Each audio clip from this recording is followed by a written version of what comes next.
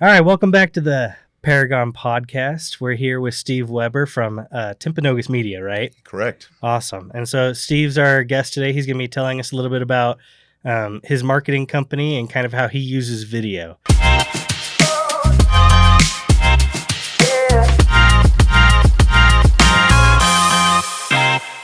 So we'll just kind of jump into it. Do you want to tell us a little bit about yourself, Steve? Sure. I've been doing marketing for 30 years, but I've had my own little agency since 2012 and just focused on helping companies here in Utah brand themselves, get the word out, and drive traffic to their companies. Cool. And what kind of drove you to open up your own agency? That's a good question. I opened up my own company because I was doing marketing for other people, for other companies, and I was really good at it. And I thought, well, let me just do this as an agency for everybody instead of just one particular company. And it also helps me with my ADD. I can do it for everybody, and I don't have to worry about just one company anymore. And it's fun. I enjoy helping companies expand their business, grow their business, and it's been a fun adventure. Sweet. Yeah. Do you have like kind of a specialty that you work on? No, I do a lot of retail, but I also do a lot with the trades, with construction companies, home improvement companies. I'm finding more and more contractors are realizing there's a lot of competition out there, and they want to rise above it. But there's no specialty. That's the nice thing about what I do is I get to play with in a lot of different sandboxes. I get to play with a lot of different companies, and every company has its own strategy, but it also has its own challenges to overcome, and it's always fun. Yeah, we kind of have that same experience. We have so many different businesses. It's like we're learning something new every day. It's a lot of fun. And you get to, though you may not be an expert in every one of the businesses, you bring a lot of new ideas and things that different industries have never thought about because they don't play in that other sandbox. And so you're able to bring some ideas that have worked with other industries to, say, the heating and air conditioning industry, and really help them think outside the box and find new audiences. Speaking of things that that you've seen help companies, is there something that you have noticed that help every company? You say you work in different industries, but is there something specific that you've noticed that has really elevated companies just in general? Well, like I said, I've been in the business for 30 years. I literally did cut and paste before anybody realized what cut and paste was. We were cutting our logos out and pasting it on paper so that the newspapers could run ads back when there was only radio, TV, and newspapers and the yellow pages. So I've seen it all. I've seen everything come and go, but I really believe that these days, and you guys are in the thick of it, video is king these days. And if a company doesn't have video, they're invisible. They don't exist because people watch, they don't read anymore. Unfortunately, it's a sad commentary on our society these days, but people will not read a paragraph on your website, but they will sit and watch a 15-minute video. So, well, I've noticed a lot of people sometimes don't want to do video. They're scared to be on camera. That's true. They're just like, I don't have the time. How do you, I guess, I don't want to say convince someone that they need video, but how do you do that? Well, I show them what their competition's doing. In every industry, somebody is leading out and doing video, and in fact, you guys helped me with some videos with a group of dentists, and they were very nervous about doing video, very nervous about it. And I had to stand behind the camera and say, nope, stop, let's do it again, because they were so stiff. They could talk to their clients. They can sit over a patient and talk for hours about what the client needs to do and give great recommendations, and they're perfectly natural and comfortable. But the minute you turn on the light and turn on the camera, they lose all sense of what they do, and they forget what they do. And you have to coach them through and literally direct them on how to present their product or service to a camera. That's the biggest challenge to overcome, because people are just afraid to get on camera and put themselves out there on the internet and put themselves out there to the world. But once you get them comfortable, it's the best way to share what you do. It's the best way to help people understand your competitive advantages and the way you're different than your competition. You can't get that across in a print ad. You can't get that across in a a 30-second commercial, but you can get that across in a 3 or 4 minute video. So. And so is that kind of what you are always telling people? Like you need like an about me video to start, or what's kind of your video strategy with, I mean, obviously varied, but Well, an about me video is a great way to start, but they need video that talks about their specialties and talks about their, the things they do differently. I really think that every little thing that you do needs its own 2 or 3 minute video. And, these days, the way that Google ranks you is by the quality of information you've got on your website. The more information, the better. And Google will sync you in the rankings if you aren't updating your website on a regular basis. I always say if you're not on page 1 of a search, if you're on page 2, 3, 4, or 5, you might as well be in the witness protection program because no one is going to find you. yeah. And so the only way that Google will keep you ranked high is if you're continually updating that website. If it gets old and dusty, even a couple of months old, without putting new content on there, you're going to sink in the rankings. And so are you helping people with their websites a lot then, or like, we do it all. Yeah. Okay. We help them with their search engine optimization, which is, keeping the website up to date. And we also help them with all their other digital campaigns. But the ones that are getting the most traction these days are the social media campaigns and the YouTube campaigns. Mm-hmm. I mean, YouTube's the second biggest search engine out there next to Google, and it's owned by Google.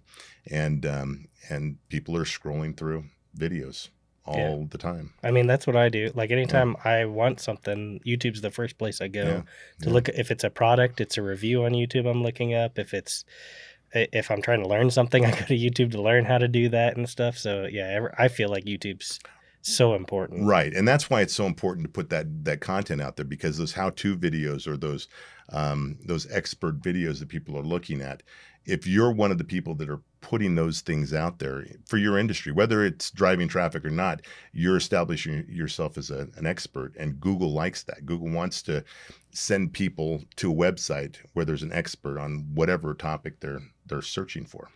Cool. So what about social media when it comes to like Instagram or TikTok? Because I find myself, I might be different because I rarely go on YouTube.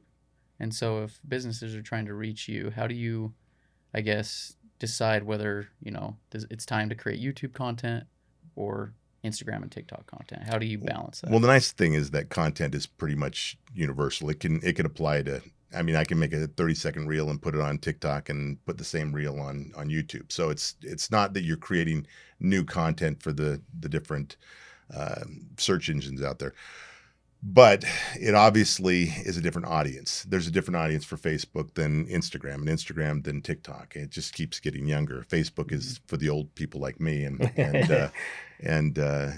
our grandkids' photos and things like that. But TikTok is for a younger generation. But YouTube tends to actually get more traffic than TikTok these days, and so that's why I highly recommend to a lot of my clients that they put together a YouTube channel and then put together a YouTube paid campaign, because Google likes that. Again, you're working with a Google company, and Google kind of ranks different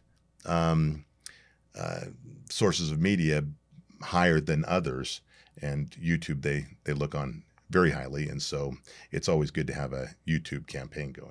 Yeah. What does a YouTube campaign usually consist of for you? Well, you want to keep the videos short for the campaigns. The campaigns you want to keep, a minute to 3 minutes max. But people don't have a long attention span, and so the tighter you can keep your messaging, the better. I mean, in a lot of apps these days, you'll see a 5-10 second ad before the app loads, and more companies are just putting together 5-second, 10-second, 15-second ads. So, in YouTube, you want to keep it to 1 minute to 3 minutes max, but then you want to have the full length videos too.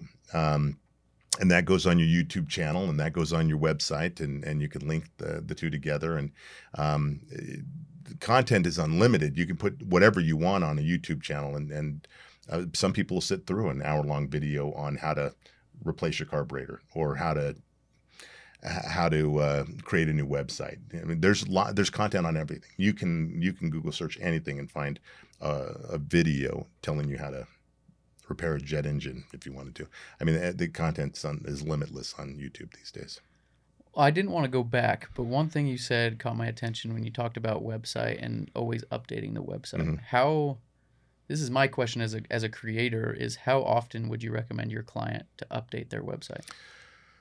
Well, to at least stay consistent, like you were saying, to be on that first page. Right. We will we'll sell people SEO packages, and SEO is search engine optimization. You're constantly updating your website. You're constantly updating your material. You're constantly checking to make sure that the links are still working. You're checking to see if the information is still the same from Facebook to your Google My Business to your website, making sure everything is the same, because Google will find a link that's not working and they'll ding you for that, and they'll rank you lower and lower for that sort of thing.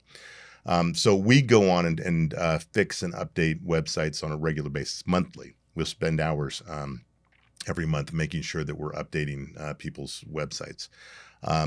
But if you're doing it every couple of months, if you're doing it on your own, if you do it every couple of months, you're way ahead of the crowd.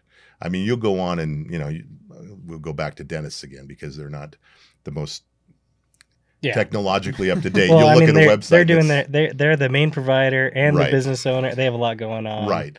And all they care about is that people can find them in a search, that they're showing up somewhere. And they're hoping that people will punch in their name. They won't just, go to dentist near me, because there's hundreds of people, hundreds of dentists. There's a dentist on every street corner these days. But you look at a doctor or dentist website and they're 5 years old and they haven't touched it. And they've got staff photos on there that people haven't worked for the company for years. And so, those types of websites are quickly sinking in the ranks. They're not going to show up in an organic search. Someone's going to have to be looking for them specifically to find them. And that's the hard part, is if you're not constantly updating, you're not going to show up as a reputable search result for Google. And so that's why it's so important to keep updating. And I would say at least every couple months, you're adding new content, new photo, tagging that photo. You can add SEO to the photo, so the photo will show up in a Google search. Same thing with a video. You tag those photos for SEO, or those videos for SEO, so that they'll show up as a search result. And again, show you as an expert in your field, because you're explaining something. I mean, we've done videos for dentists. In fact, you guys did these for me. For one particular dentist, he did a video on root canals, and he did one on his new machine that does a 360 X-ray. He did a video on tooth restoratives and everything that he did a little 1-minute video on, to again provide some leadership in the field, or some expertise in the field, where his competition is not doing that. And so I'd say probably 1 or 2% of the dentists out there are providing that type of content. This puts him way ahead of his competition if he continues to update that information on the website. And that's where your service comes in really handy, because you guys are providing very inexpensive video content on a regular basis. You're going in there and selling the subscription. Well, nobody even thinks about doing, more than one video. They'll do one video and call it good for the next 5 years. Yeah, that's definitely a big problem, right? And like you said, everything changes. You always have people changing. They always want like the people in the video when we first make the video, but then it's like, well, half the people aren't in there anymore. Well, that's what I do print advertising too, and they're like, well, those people don't even work here anymore. That old staff photo is obsolete, 6 months down the road, and so they'll have to take a new staff photo.